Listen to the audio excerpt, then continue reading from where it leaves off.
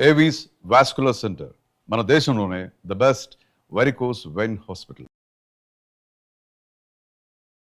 నమస్తే అండి సురేష్ బాబు గారు. కీర్తి గారు నమస్కారం అండి. So September 1st to 31st మిథున రాశి వారికి ఎలా ఉంటుందో తెలుసుకుందాం. అంతకుముందు 3 ఆస్పీషియస్ డేస్ ఒకటి వస్తున్నాయి. అంటే ఒకటైతే September 7th గ్రహణం అయితే పితృపక్షాలు, ఆ తర్వాత దేవి నవరాత్రులు కూడా ఈ సెప్టెంబర్ మంత్ లోనే వస్తున్నాయి కదా. మనం కనుక చూసుకుంటే సెప్టెంబర్ మంత్ ఫలితాలు మీరు చెప్పిన విధంగా 3 ఆస్పీషియస్ డేస్ అకేషన్స్ అని చెప్పుకోవాలి. ఒకటి మనకి ఫస్ట్ గ్రహణం యొక్క ఇంపాక్ట్ వీళ్ళకి తటస్థంగా ఉంది. ఈ రాశి వాళ్ళకి అంత పెద్ద ప్రాబ్లం అయితే ఏం లేదు, యాజ్ ఇట్ ఈస్గా ఉందని మనం చెప్పుకోవచ్చు.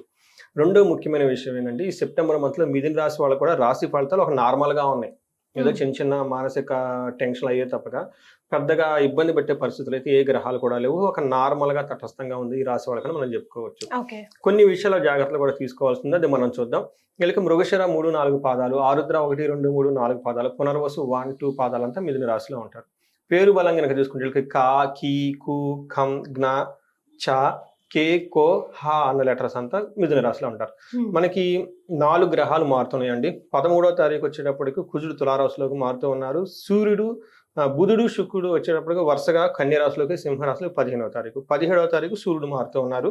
సూర్యుడు వచ్చి కన్యరాశిలోకి మూవ్ అవుతూ ఉన్నారు. ఈ యొక్క ప్లానటరీ పొజిషన్ వల్ల వీళ్ళకి ఎలా ఉంటుందంటే మనకి సూక్ష్మ గోచారం, లఘు గోచారం ప్రకారం కనుక చూస్తే వీళ్ళకి లక్ష్మి ఫస్ట్ 15 days ధన ప్రవాహం ఎక్కువ ఉంటుంది. తర్వాత శత్రువుల నుంచి ఏమైనా ఛాలెంజ్ వస్తే వీళ్ళని చక్కగా సక్సెస్ఫుల్గా ఓవర్కమ్ చేసుకుని ముందుకు వెళ్ళిపోతారు. అనుకున్న విధంగా ధనం అయితే టయానికి వస్తుంది. అంటే ఎక్కడ కూడా ఎలాంటి ప్రాబ్లం అయితే లేదు. ఏదైనా చిన్న ప్రాబ్లం వచ్చినా వీళ్ళు చక్కగా ముందుకు వెళ్ళిపోతారు. తర్వాత 15th తర్వాత వీళ్ళకి ఏముంటుందంటే కొన్నిసార్లు అవమానాలు జరిగే అవకాశం ఎక్కువగా ఉంటుంది. బట్ అవి కూడా వీళ్ళు సక్సెస్ఫుల్గా అధిగమించి ముందుకు వెళ్ళిపోతారు. తర్వాత అర్ధనాశనం, ధన ప్రాప్తి, విభూది అని చెప్తారు. అనుకోని విధంగా కొన్నిసార్లు వీళ్ళ యొక్క ఏమంటారు రాంగ్ డెసిషన్ వల్ల, ఓకే, బై మిస్టేక్ వల్ల ధనం కోల్పోయే అవకాశం ఎక్కువగా ఉంటుంది. అది కూడా ఫైనాన్షియల్ ట్రాన్సాక్షన్ కానివ్వండి, ఆన్లైన్లో ట్రాన్సాక్షన్తో కొంచెం జాగ్రత్తగా ఉండాలి. మిగతా విషయంలో ధన ప్రాప్తి, ఓవరాల్గా సర్వతోముఖాభివృద్ధి అని మనం చెప్తూ ఉంటారు. వీళ్ళకి మనం ఇండివిజువల్గా గ్రహం కనుక చూసుకుంటే సూర్యుడు వీళ్ళకి 4th హౌస్లో ఉండి 10th హౌస్లో చూస్తూ ఉండడం వల్ల ఇది మనకి మిక్స్డ్ రిజల్ట్ అని చెప్తారు. ఎక్కడ బాగుంటుందంటే ప్రొఫెషనల్ మ్యాటర్స్లో చాలా బాగుంటుంది, ప్రమోషన్స్ వచ్చే అవకాశం ఎక్కువగా ఉంటుంది, అచీవ్మెంట్స్, అప్పటి వరకు ఏదైనా పెండింగ్ పనులు ఉంటే ఇవన్నీ సక్సెస్ఫుల్గా చేసేసుకుని వెళ్ళిపోతారు. ఇంటికి సంబంధించిన వాతావరణంలో కనుక చూస్తే ఇంట్లో కొంచెం సౌఖ్యం, హాని, అభోజనం, ప్రయాణే విఘ్నమాప్నోతి అని చెప్తారు. అంటే ప్రయాణాలు కనుక చేస్తుంటే ఆటంకాలు వచ్చే అవకాశం ఎక్కువగా ఉంటుంది. ఇంట్లో సౌఖ్యానికి కంఫర్టబుల్గా ఉండే విషయాల్లో కొంచెం తక్కువగా ఉండాలి. కార్స్, వెహికల్స్ లాంటి విషయాలు ట్రబుల్స్ వచ్చి ప్రాబ్లం వచ్చే అవకాశం ఎక్కువగా ఉంటుంది. ఇంటికి సంబంధించిన వాతావరణం కొంచెం ఇబ్బందికరంగా ఉండే అవకాశం ఎక్కువగా ఉంటుంది. తర్వాత కుజుడు వీళ్ళకి కొంచెం ఇబ్బంది పెట్టే పరిస్థితులు ఎక్కువగా ఉన్నాడు. కుజుడు 8th హౌస్లో చూస్తూ 12th హౌస్ని చూస్తూ 5th హౌస్లో ఉన్నారు. ఇది ఒక మంచి పొజిషన్ కాదు. ఈ టైంలో వీళ్ళు కొంచెం చెడు అలవాట్లకి లోనయ్యే అవకాశం ఎక్కువ ఉంటుంది. ఎడిక్షన్స్కి గురయ్యే వాళ్ళు ఎక్కువగా ఉంటుంది. ఆల్కహాల్ తీసుకునే వాళ్ళు కానివ్వండి, గ్యాంబ్లింగ్ ఆడేవాళ్ళు, లేదంటే మనకి షేర్ మార్కెట్లో స్పెక్యులేటివ్ చేసేవాళ్ళు, కొంతమందికి అది బాగా కలిసి వస్తుంది యాక్చువల్గా. అది అయితే ఎవరికైతే అవి చేసేవాళ్ళు ఉంటే ఈ టైంలో కొంచెం వీళ్ళు జాగ్రత్తగా ఉండడం ఎంతైనా ముఖ్యమని మనం చెప్పుకోవాలి.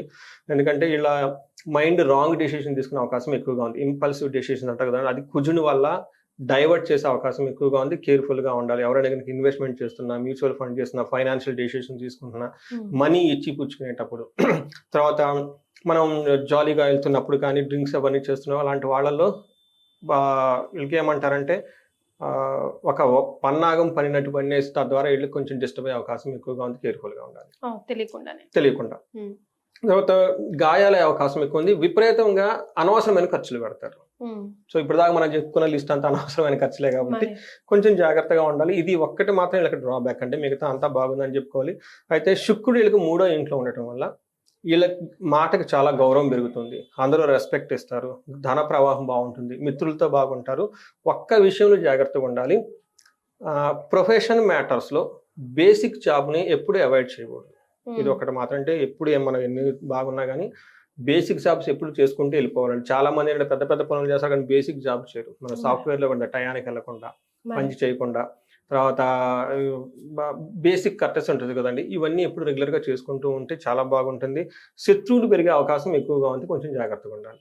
అంటే మనం ఓవర్ థింకింగ్ ఓవర్గా చేసుకుంటే ఎందుకంటే మన దేనికైనా కానీ ఒక లిమిట్ ఉంటుందండి. బాగుందని చెప్పేసి ఎగిసి పడ్డాం అనుకోండి, వాళ్ళు రేపు ఆటోమేటిక్గా శత్రులయ్యే అవకాశం ఎక్కువగా ఉంటుంది. మరి ఈ రాశి వాళ్ళు కొంచెం జాగ్రత్తగా అంటే ఈ రాశి వాళ్ళు ఓవరాల్గా చెప్తే ఓవర్ కాన్ఫిడెన్స్గా ఉండొద్దు అనేది సమరి.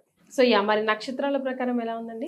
నక్షత్రములకి మృగశిర, మనకి ఆరుద్ర, పునర్వసు 3 నక్షత్రాలు ఇందులో ఉంటాయి. నక్షత్రం ప్రకారం కూడా అందరికీ బాగుందండి ఒక ముక్కలో చెప్పాలంటే. బట్ ఇండివిజువల్గా చూసుకుంటే మనకి మృగశిర వాళ్ళకి జయప్రదంగా ఉంటుంది. ఈ మంత్ అంతా దిగ్విజయంగా ఉంటుంది. అయితే ఏది చేసినా చక్కగా కలిసి వస్తుందని మనం చెప్తుంది. ధన ప్రవాహం కూడా బాగుంది. లాస్ట్ 5 days ఆఫ్ సెప్టెంబర్లో కొంచెం భయానికి గురయ్యే అవకాశం ఎక్కువగా ఉంటుంది. వీళ్ళు ఈ మంత్ అంతా ఒక ఏమని చెప్తారు, బంధించబడినట్లు ఉంటారు, సందిగ్ధత అంటారు. ఇది ఏదో జరిగింది, దాన్ని కంటిన్యూ చేద్దాం వద్దా, ఇలా మార్నింగ్ ఒక కాల్ వచ్చింది. ఏంటి, వైఫ్ అండ్ హస్బెండ్ వాళ్ళ మీద రాసి న్యాచురల్గా వీళ్ళు నడుస్తుంటే ఇబ్బందులో ఉన్నారు, ఆ భార్య అలిగి పుట్టింటికి వెళ్ళిపోయింది, ఇది థర్డ్ టైం అంటే వెళ్ళటం. నేను ఒక డెసిషన్కి వచ్చాడు, అసలు ముందుకు వెళ్దాం వద్దండి, తీసుకొద్దామా లేదా 3 times అండి, ఇదేంటంటే పద్దాగలేదు అలిగి వెళ్ళిపోతూ ఉంటే ఎక్కడ పడతామండి, నాకుండే జాబులు అవి బిజినెస్లు, నాకు సపోర్ట్ ఇవ్వాల్సింది పోయి ఆ ఒడ్డు పోయి నేను తిరగాల్సి వస్తుంది, ఏంటంటే అసలు ఇది ఏంటి అని చెప్పేసి ఇది సందిగ్ధత. ఆయనకి పాపం వచ్చేసి నాకు కాల్ చేశాడు, అసలు ఏంటండి మా ఇద్దరి మధ్య కంపాటబిలిటీ ఎలా ఉంది, మేము కలిసి ఉంటామా ఏంటి అని. సో ఇలాంటి ఛాలెంజెస్ వస్తూ ఉంటాం. నేనేం చెప్పానంటే వాళ్ళకి లక్ భార్య ఆయన జాతకంలో ఉంది. ఇంకొక విషయం వెరీ ఇంట్రెస్టింగ్, చాలా మంది తెలుసు, బిజినెస్ పీపుల్కి ఎప్పుడు భార్యను జాగ్రత్తగా పెట్టుకోవాలండి. లక్ష్మి స్టార్ట్స్ ఫ్రమ్ ద గృహం. చాలా మంది ఎవరైతే భార్యతో గొడవపడి ఉంటున్నారో వాళ్ళ పార్ట్నర్స్తో గొడవ పడతారు, బిజినెస్ కూడా సరిగా రాదు. నేను అదే చెప్పాను వాళ్ళకి కూడా, మీరు చూసుకోండి ఒకసారి. 3 years నుంచి అంటున్నారు కదా, బిజినెస్ ఎలా ఉందా, బిజినెస్ కూడా అంతంత మాత్రమే ఉందండి, ఈ టెన్షన్ ఎక్కువ అవుతుంది, ఈ టెన్షన్ వల్ల ఆ టెన్షన్ అవుతుందండి. కాదు కదండి, ఆ టెన్షన్ ట్రిగ్గర్ అవటం వల్ల ఈ టెన్షన్ వచ్చింది, ముందు అది సెట్ చేసుకోండి, ఇది ఆటోమేటిక్ సెట్ అవుతుంది. ఇంకా వేరే ఆలోచన ఏం పెట్టుకోవద్దండి. సో వాళ్ళు మీకంటే చిన్న వయసు అయ్యి ఉండొచ్చు, వాళ్ళకి చిన్న పాప కూడా, స్ట్రెస్ లెవెల్ ఎక్కువగా ఉంటుంది, టైం స్పెండ్ చేయండి. ఇక్కడ టైం స్పెండ్ చేసి make her happy, okay, make her blossom or feel or something good about you. ఆమె కనుక మీకు సపోర్ట్ చేయడం కనుక స్టార్ట్ చేసిందంటే మీరు ఎక్కడికి వెళ్ళిపోతారు జీవితంలో. That is a key. So astrology ఎందుకు చెప్పించుకోవాలంటే కరెక్ట్ రూట్ కాజ్ తెలిసిపోతుంది. సో మనం అంతే అనుకుంటాం కదా, బిజినెస్ అనుకుంటాము, భార్య కూడా సపోర్ట్ చేయట్లేదు, ఇలాంటి భార్య మాకేందుకు, ఇది న్యాచురల్గా ఉంటుందండి. బట్ ఎప్పుడైతే మనం డీప్ రూట్ పట్టుకున్నాం అనుకోండి, రిజల్ట్ తెలిసిపోతుంది. చూడండి, సో బ్యూటిఫుల్ మనకు పరిష్కారం అనమాట. అప్పుడు ఎక్కడ లేదు, నువ్వు వెళ్ళిపోనాయన, మళ్ళీ become a romantic, take the flower or rose or anything, కాలేజ్లో ఉన్నప్పుడు చేసి ఉంటారు. ఇప్పుడు మీ భార్య గురించి తప్పేంటి, అంతే కదండి. గో 1 step బ్యాక్, ఒక స్టెప్ 2 steps వెనక్కి వెళ్తే జీవితంలో 40 అడుగులు ముందుకేయడానికి ఒక అడుగు వెనకేయమన్నారు. 2 అడుగులు వెనక్కేసండి, భార్య గురించి వచ్చిన తప్పేం లేదు కదా. Make her smile. తర్వాత మళ్ళీ అయిపోయిన తర్వాత 2 పూజలు అవి చేయించుకోండి, ఇద్దరు కలిసి తీర్థయాత్రలు చేయండి. వాళ్ళకు కూడా వాళ్ళ భార్య జాతకం కూడా చూసాను, వెళ్ళి నడిచినప్పుడు అయిపోయింది మకర రాశి. ఆ ఇంప్రెషన్స్ ఉంటాయి వాళ్ళకు కూడా, ఇలా తీర్థయాత్రలు ఇవన్నీ చేయండి, అంతా బాగుంటుంది, హ్యాపీగా ఎంజాయ్ చేయండి అని చెప్పాను. సో ఎందుకు చెప్పానంటే వీళ్ళకి సందిగ్ధత, బంధనం, కొన్నిసార్లు ఇలాంటి సందిగ్ధత వస్తుందండి ప్రతి ఒక్కరికి. ఎందుకంటే ఫ్యూచర్ ఎప్పుడు అన్సర్టనిటీ కాబట్టి చిన్న మిస్టేక్లకి మనం ఏదో ఎమోషనల్గా ఫీల్ అయిపోయి ఒక చిన్న బ్యాడ్ ఇన్సిడెంట్స్ ప్రధానికి అప్లై చేసుకొని ఏడ్చుకుంటా కూర్చుంటాం. అందుకని ఇలా బంధనం ఎప్పుడైనా కనుక ఒక స్టాగ్నేషన్ పీరియడ్, కన్ఫ్యూజన్ పీరియడ్ వచ్చినప్పుడు ఆస్ట్రాలజీ కలవటం చాలా చాలా ఉత్తమం.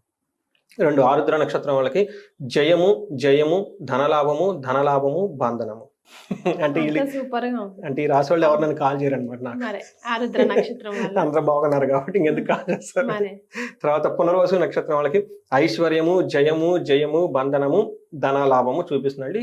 సో ఓవరాల్గా ఎక్కడ చూసినా కానీ వీళ్ళకి కలహము ఫస్ట్ 2 weeks లో కొంచెం గొడవలయ్యే అవకాశం ఎక్కువగా ఉంది పునర్వసు వాళ్ళకి. బట్ ఓవరాల్గా చూసుకుంటే చాలా బాగుందని మనం చెప్పుకోవచ్చు. పాపం 2 months బ్యాక్ వీళ్ళు చాలా మంది జాబులు కోల్పోయి అది చేసి చాలా మంది కాల్స్ వచ్చారు. బట్ ఇప్పుడు అంతా సెటిల్ అయిపోయారు. లాస్ట్ మంత్ జూన్ మంత్లోనూ బాగుంది, ఆగస్ట్ మంత్లోనూ బాగుంది. హోప్ఫుల్లీ ఈ రాశి వాళ్ళు ఇంకా బాగుండాలని మనం కోరుకుందామండి.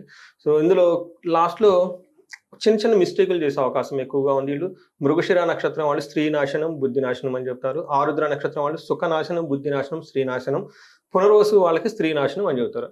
ఇక్కడ ఏం చెప్తారంటే వీళ్ళకి తెలిసిన వాళ్ళు ఎవరన్నా స్త్రీలు లేడీస్ ఉంటే వాళ్ళ ద్వారా కొంచెం ఇబ్బంది వచ్చి వీళ్ళకి ఇబ్బంది వస్తుంది. అలానే లేడీస్ ఎవరైనా అనుకుంటే ఇంట్లో జెంట్స్ ఎవరైనా ఉంటే వాళ్ళకేదో ప్రాబ్లం వచ్చి తద్వారా వీళ్ళకి ప్రాబ్లం వస్తుంది. అంటే వీళ్ళకి డైరెక్ట్గా ప్రాబ్లం అయిన తర్వాత వాళ్ళ ద్వారా వస్తుంది. మోస్ట్ ఇంపార్టెంట్ బుద్ధి నాశనం, రాంగ్ డెసిషన్ తీసుకునే అవకాశం ఎక్కువగా ఉంది. ఇంపల్సివ్ ఇందాక కూడా మనం చెప్పుకున్నాం కాబట్టి ఈ ఒక్క విషయంలో కేర్ఫుల్గా ఉంటే చాలా బాగుంటుంది.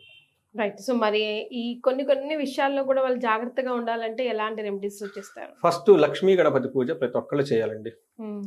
వీళ్ళు గనక ఈ టైంలో నిజంగా లక్ష్మీ గణపతి పూజ తర్వాత చేయించుకుంటే చాలా బాగుంటుంది. అంటే చిన్న చిన్న కనపడిన ప్రాబ్లమ్స్ అన్ని ఆటంకాలు ఉంటాయండి. అవి కేతు ద్వారా కానివ్వండి, రాహు ద్వారా కానివ్వండి, అవన్నీ పోతాయి. తర్వాత బంధనం బంధించబడినట్లు ఉంది కాబట్టి మన అనంత పద్మనాభ స్వామిని దర్శించుకుంటే చాలా చాలా బాగుంటుంది. పెంచర్ల చాలా దగ్గరలో ఉంటుంది కాబట్టి చాలా బ్యూటిఫుల్ ప్లేస్.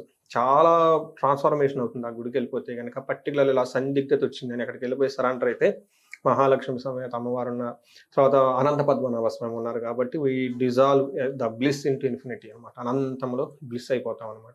సో అక్కడ దర్శనం చేసుకోవాలి. వీటితో పాటు ఎవరికైనా గనక సక్సెస్ కనుక రావట్లేదు ఈ టైంలో అనుకుంటే మన్యు పాశుపత అభిషేకం లేదంటే సుదర్శన హోమం చేయించుకుంటే చాలా ప్రొటెక్టివ్గా ఉంటుంది.